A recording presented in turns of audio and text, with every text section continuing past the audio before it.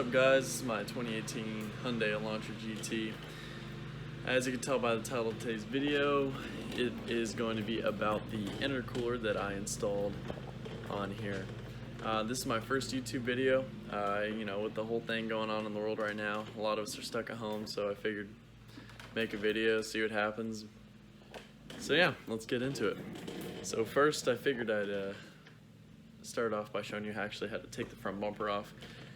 When I was doing it, there's no other YouTube video I could find for this specific car. You can get close with the Veloster in the sedan version of this car, but it's not quite the same. So I figured, I'll show you how to do that real quick. So all you're gonna need to take the front bumper off is a flathead screwdriver, preferably with a pretty narrow tip. Makes it easier to get under the plastic tabs it would be popping up. An 8mm socket and an extension, and then a ratchet. So under the hood is where I normally start. There's just a couple of these black plastic clips, and all you do is just stick your flathead screwdriver under there, and they just pop right up. They'll normally pop right up. Whoop, there it is. And then there's going to be 1, 2, 3, 4, 5 more of those up here. And then on each side, there's 3 more of those black plastic clips. Let's see if I can get it. Well, there's 3 more of those black plastic clips here, here, and then here. Then the last thing holding the bumper on, once we remove all those clips, is a 8mm bolt, which it's very hard to see. This lighting situation is not good, and sorry, my neighbor is mowing the lawn, but there is an 8mm nut up in here, and you just remove it. So that's that step, and I'll get this step taken care of and then show you what to do next. So once you get rid of the clips and then the 2 screws that look like that holding the bumper on, the next step gets a little bit scary. The first time you do it kind of hurts your soul, but as you do it more and more, it gets better. So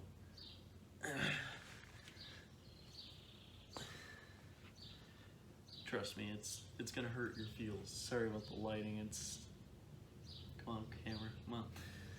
All you're gonna do, you're just gonna grab the inner fender right here, not this top section. There's gonna be a seam here. You wanna grab below that seam, and you're literally just gonna yank. And then just work your way through the top, and you do the same thing on the other side.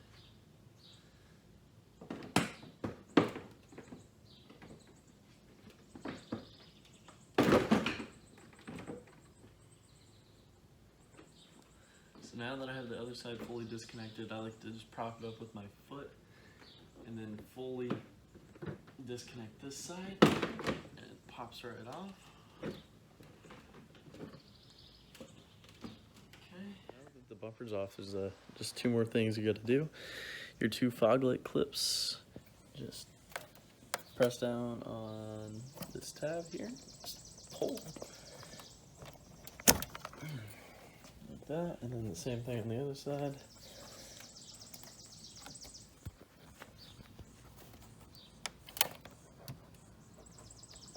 Man. Sometimes they like to be stubborn, but that's okay. So I'm just gonna put the camera down for a second and use 2 hands. There it is. Alright, so now that you have your 2 fog lights unplugged, there's nothing holding the bumper to the car. So this is why I like having a moving blanket under it. I just can set it down like that. I don't have to worry about carrying it. I can literally just drag it by the blanket.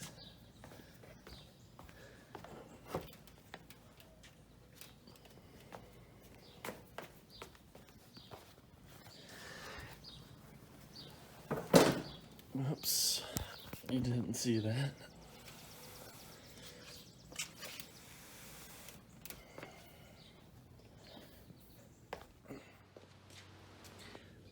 Alright, so now that I've got the front bumper off, I can actually show you the cool stuff.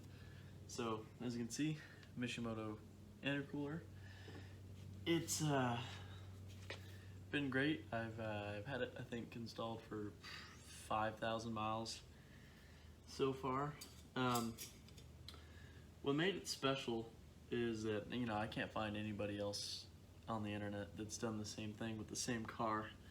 And so it's kind of cool to be the first, and I think the gold was just the perfect choice. But I'm sure, you know, some of you are curious how I mounted it, because obviously, you know, Sxth, they make a kit that bolts straight on. Tork makes a kit, and I believe Lap 3 makes a kit as well. Don't quote me on that though. But my thing with those kits is they're pretty expensive. I think, you know, Sxth, I mean, they're all in the $1,200 to $1,400 range, and I wasn't really interested in spending that on an intercooler kit. Now, if you want something that just bolts straight on, you don't have to worry about anything, you could just bolt it on and forget, that's the way you'd want to go. This did take a little bit of, I'd call it fabricating. So here is the template I made. So I just went to Home Depot. Actually, here, let me show you the stock intercooler, and then this will make more sense.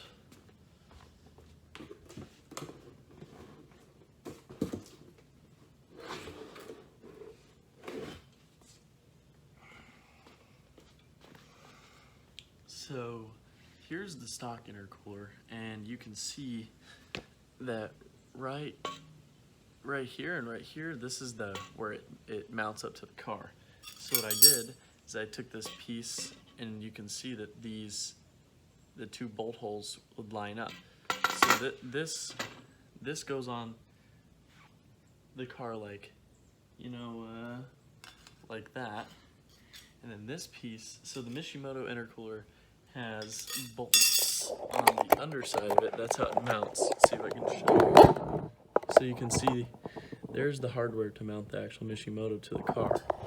So what I did, they made this mount. This, I did not make it out of this material, but I just use this as a template.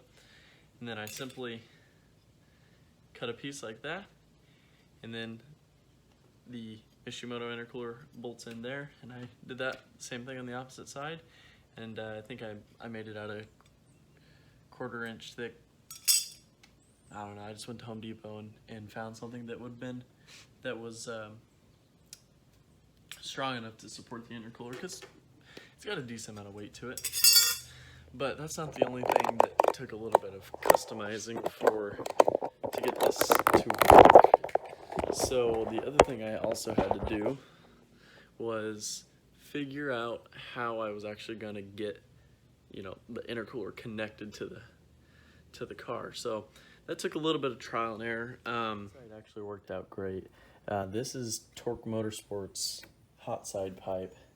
Now the massive air filter does make it a little bit more difficult to see, but all I did was basically turned the pipe 180 degrees. So as you can see, stock intercooler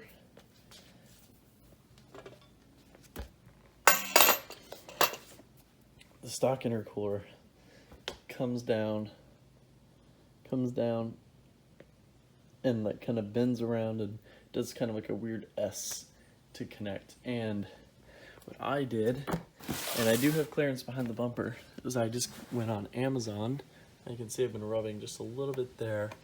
I just went on Amazon and bought a universal intercooler kit.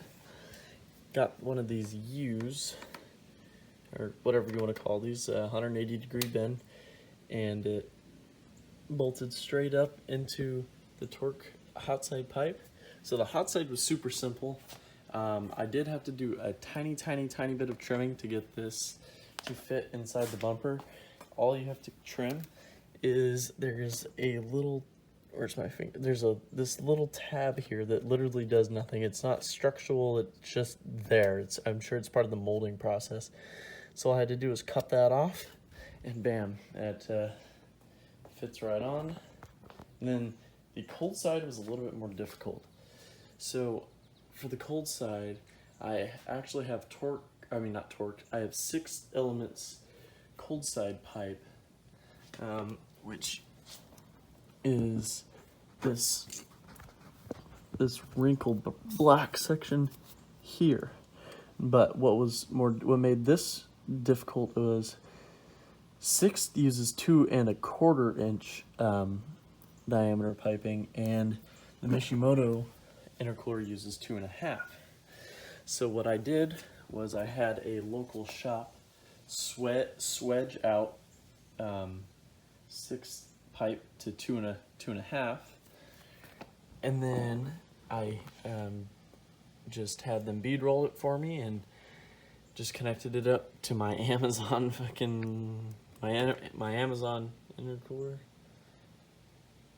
piping, and then I got a very expensive coupler from Vibrant Performance. It's a very kind of oddball, very large elbow, so actually Performance shop local to me had that on hand.